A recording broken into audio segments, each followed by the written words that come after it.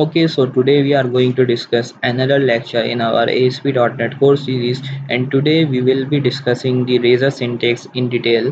ठीक है, तो लास्ट लेक्चर के अंदर हमने रेजर सिंटेक्स को डिस्कस किया था, रेजर व्यू इंजन को डिस्कस किया था कि व्यू इंजन्स क्या होते हैं, रेजर व्यू इंजन क्या होता है, और रेजर व्यू इंजन के अंदर यानी रेजर सिंटेक्स के थ्रू हम व्यूज़ के ऊपर किस तरह से कोडिंग करते हैं।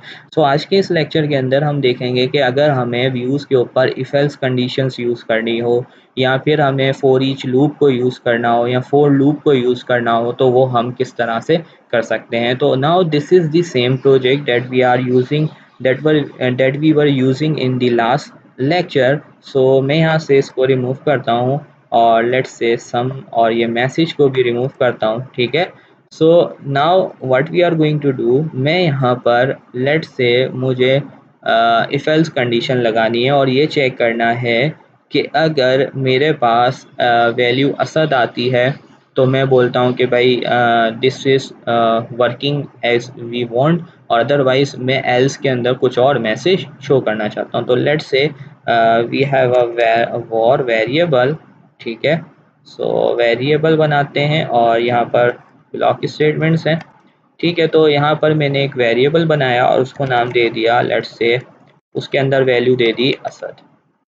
ठीक है, सो नाउ क्योंकि हम ब्लॉक स्टेटमेंट के अंदर हैं तो मुझे एट द रेट यूज़ करने की ज़रूरत नहीं है। So if name equals let's say Asad. ठीक है, सो अगर ये असद के बराबर है, so what we are going to do, let's say we are creating another, और हम यहाँ पे कोई वेरिएबल के थ्रू भी काम कर सकते हैं, या फिर हम क्या कर सकते हैं,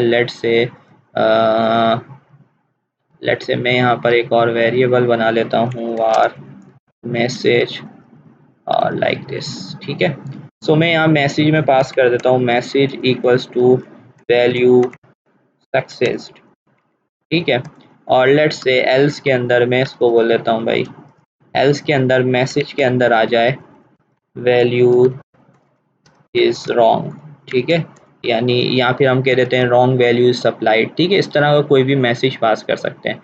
सो नाउ लेट्स से अब जब मैं इस एप्लीकेशन को रन करूँगा तो क्योंकि मेरे पास नेम के अंदर क्या मौजूद है, असद मौजूद है, तो मेरे पास मैसेज के अंदर क्या वैल्यू यूज़ होगी, शो होगी वैल्यू सक्सीडेड। ठीक है, या वैल्यू इज़ करेक्ट। ठीक है, लेट्स से यहाँ तक कर देते हैं वैल्यू इज़ करेक्ट। ठीक है, सो हम बोल देते हैं कि भाई वैल्यू इज़ करेक्ट, अदरवाइज हमारे पास शो कर देगा value is wrong.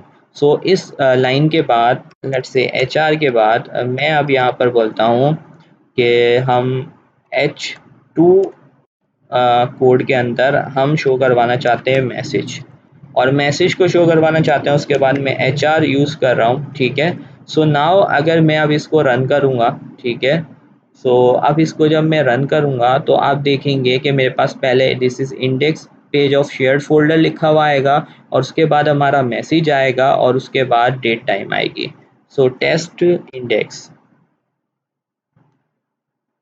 Test controller का नाम है और इंडेक्स हमारे एक्शन मेथड का नाम है, जिसके ऊपर हमने जिस व्यू के ऊपर हमने ये काम किया है। तो अब आप देखो यहाँ पर क्या आ रहा है, this is index page of shared folder, और यहाँ पर आप देख सकते हो वैल्यू इज करेक्ट, और यहाँ पर आपके पास क्या आ रहा है, डेट टाइम आ रहा है। ठीक है, सो आप इफ एल्स कंडीशन इस तरह से लगा सकते हो। लेट्स से आपके पास एल्स इफ कंडीशन भी है, या फिर मैं ऐसा करता हूँ यहाँ पे रॉन्ग नेम पहले सप्लाई करता हूँ अली, और इसको रन करता हूँ। तो यहाँ पर मैंने जो है वो रॉन्ग नेम सप्लाइड किया है। ठीक है, और अब जाकर अगर मैं इसको रन करूँगा, सो यहाँ पर आप देखेंगे कि टेक्स्ट इंडेक्स वाले पेज को मैं जब रन करूँगा तो हमारे पास लिखा हुआ रहा है वैल्यू इज़ रॉन्ग। ठीक है, तो हमारी इफ एल्स कंडीशन जो है वो रेजर सिंटेक्स के अंदर सिंपली हम इस तरह से यूज़ कर सकते हैं। Let's say you have else if also, तो आप यहाँ पे एल्स इफ लिखेंगे, एंड एल्स इफ के अंदर लेट्स चेक दिस के name equals let's say Asad. ठीक है, तो हम यहाँ पर जो है वो दो कंडीशन चेक कर रहे हैं। पहले चेक कर रहे हैं कि उसकी वैल्यू अली तो नहीं है। अगर उसकी वैल्यू अली होती है तो तब भी वैल्यू इज़ करेक्ट लिखा हुआ है, अगर उसकी वैल्यू असद होती है तो वैल्यू इज़ करेक्ट लिखा हुआ है, अदरवाइज एल्स के अंदर शो कर दे वैल्यू इज़ रॉन्ग।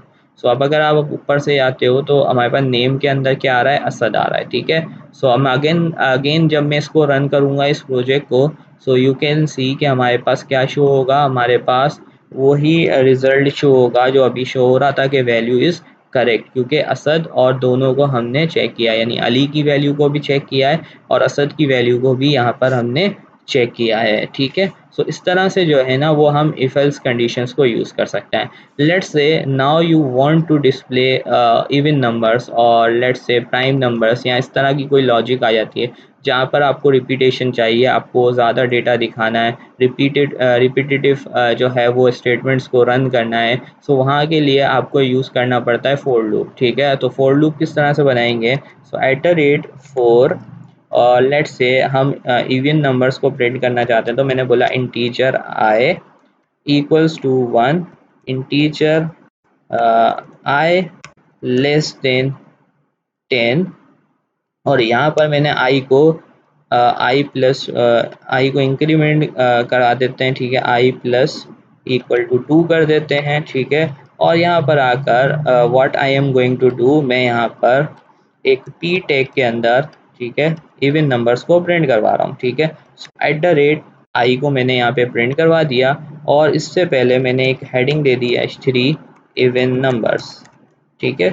सो अब अगर मैं इस कोड को रन करूँगा, so what I am gonna do कि मेरे पास यहाँ पे क्या रिसीव होगा, पहले आपके पास वो मैसेज आ रहा होगा, और मैसेज के बाद आपके पास क्या आएगा, मैसेज के बाद जो है आपके पास मैसेज के बाद क्या शो होगा, even numbers, odd numbers print हो रहे हैं क्योंकि हमने यहाँ पे मिस्टेक कर दी है, हमें इसको स्टार्ट करना था 2 से, ठीक है। सो जब हम यहाँ से इसको 2 से स्टार्ट करेंगे तो हमारे पास जो है वो इवन नंबर शो होंगे, ठीक है। So this was some mistake in the logic, ठीक है। तो अब मैं इसको रन करता हूँ, तो अब आप देखेंगे कि मेरे पास यहाँ पर इवन नंबर्स जो है वो प्रिंट हो जाएंगे। तो आप देख सकते हो 2 4 6 8, 10 क्यों नहीं प्रिंट हो रहा, क्योंकि मैंने यहाँ पर less than equal to use नहीं किया था, इस वजह से 10 प्रिंट नहीं हो रहा था, ठीक है। So this is the way how you can use the for loop in your views, ठीक है। So now let's say you have a list of student, or you have a list, because in the upcoming lecture when we will be discussing the database, ठीक है। तो database से जो data आता है वो हमारे पास ज़्यादातर जो है वो ऑब्जेक्ट्स की सूरत में आता है, वो ज़्यादा डेटा होता है, लिस्ट डेटा होता है, यानी ज़्यादा डेटा होता है। जैसे स्टूडेंट है तो हमारे पास ज़्यादा स्टूडेंट है, स्टूडेंट की लिस्ट है, तो वो डेटा हमारे पास लिस्ट में रिसीव हो रहा होता है। तो उस लिस्ट को हम किस तरह से यहाँ पर यूज़ करेंगे या किस तरह से शो करवाएंगे, तो let's say what I am going to do, मैं यहाँ पर एक लिस्ट बना लेता हूँ। Let's say var student list equals to new list of string, ठीक है, एक स्ट्रिंग की लिस्ट है, और लेट्स से मैं उसको कोई वैल्यूज पास कर देता हूँ। So let's say we have Asad,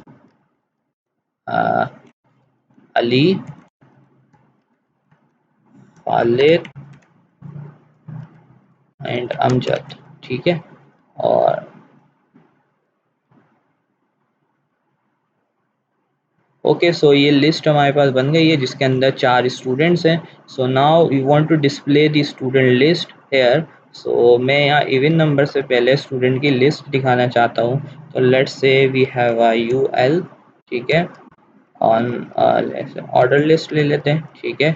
और इस ऑर्डर लिस्ट के अंदर वो हम दिखाना चाहते हैं, उससे पहले मैं एक हेडिंग ले लेता हूँ H2, we are going to display the student list, और here we need to use the for each loop, ठीक है। तो हम फॉर लूप भी यूज़ कर सकते हैं, फॉर ईच भी यूज़ कर सकते हैं, सो सब पॉसिबल है, ठीक है। तो फॉर ईच, और फॉर ईच के बाद लेट्स से वॉर आइटम इन, ठीक है, आइटम किस में से फाइंड करना है, स्टूडेंट लिस्ट में से, और उसको कहाँ पर शो करना है, तो हमें शो करना है LI के अंदर, ठीक है। तो एट द रेट आइटम, ठीक है। सो अब अगर मैं इस पेज को रन करूँगा, ठीक है, यानी एप्लीकेशन को अपनी रन करूँगा, सो यू कैन सी कि हमारे पास क्या होगी, इवन नंबर से पहले जो है वो स्टूडेंट की लिस्ट भी शो होगी। So this is the text index page that we are going which from यहाँ पे जिसके ऊपर हम काम कर रहे हैं, तो आप यहाँ पे देख सकते हो कि स्टूडेंट की लिस्ट अब हमारे पास यहाँ पर शो हो रही है। ठीक है, सो लेट्स से मैं यहाँ पर एक और कॉमन लॉजिक बिल्ड करना चाहता हूँ। लेट्स से अगर आइटम यानी स्टूडेंट का नाम जो है वो लेट्स से हो जाता है if student let's say if item equals Asad. ठीक है, यानी आइटम की वैल्यू के अंदर हमें असद मिलता है, तो फिर हम क्या करना चाह रहे हैं, हम आइटम को यहाँ पर ये देते हैं और लेट्स से एल के ऊपर मैं एक स्टाइल लगा रहा हूँ और इसका कलर जो है वो हम बैकग्राउंड कलर हम इसका कर देते हैं लेट्स से रेड।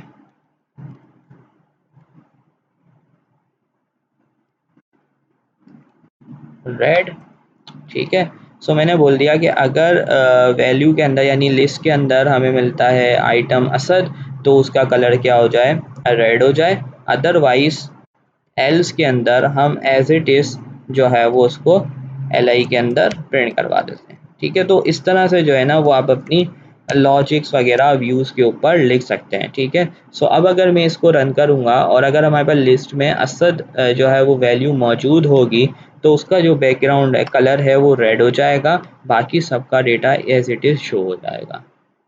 सो अब आप देख सकते हो कि ये जो असद वाला आपके पास रिकॉर्ड आ रहा है उसके ऊपर रेड शो हो रहा है, बाकी सबके ऊपर आपके पास कोई कलर बैकग्राउंड पे नहीं आ रहा। अब वो बैकग्राउंड पे कलर क्यों नहीं आ रहा, क्योंकि हमने सिर्फ जो लॉजिक है जो हमने कंडीशन है वो असद के लिए लगाई थी कि अगर असद जो है वो हमारे पास वैल्यू मौजूद है तो उसका जो डेटा है उसका जो आपके पास बैकग्राउंड कलर है वो क्या हो जाए, रेड हो जाए, बाकी सबका कलर कोई भी आपके पास आप शो नहीं कर रहे हैं। तो अगर आप इसके ऊपर भी कलर लगाना चाहते हो तो वो भी पॉसिबल है, आप स्टाइल देके आप बाकी सब पे भी बैकग्राउंड कलर इम्प्लीमेंट कर सकते हो। Let's say you want to display the yellow colour, so now अगर मैं अब इसको रन करूँगा तो यू आप देख सकेंगे कि अब हमारे पास बाकी जो नेम्स हैं स्टूडेंट्स के उनके ऊपर क्या शो हो रहा होगा, येलो कलर का जो बैकग्राउंड है वो शो हो रहा होगा। ठीक है, सो अब आप देख सकते हो यहाँ पर असद आ रहा है। ठीक है, यानी असद पे रेड कलर आ रहा है और बाकी सब पे क्या आ रहा है, येलो कलर आ रहा है। तो आप इस तरह से जो है व्यूज़ के ऊपर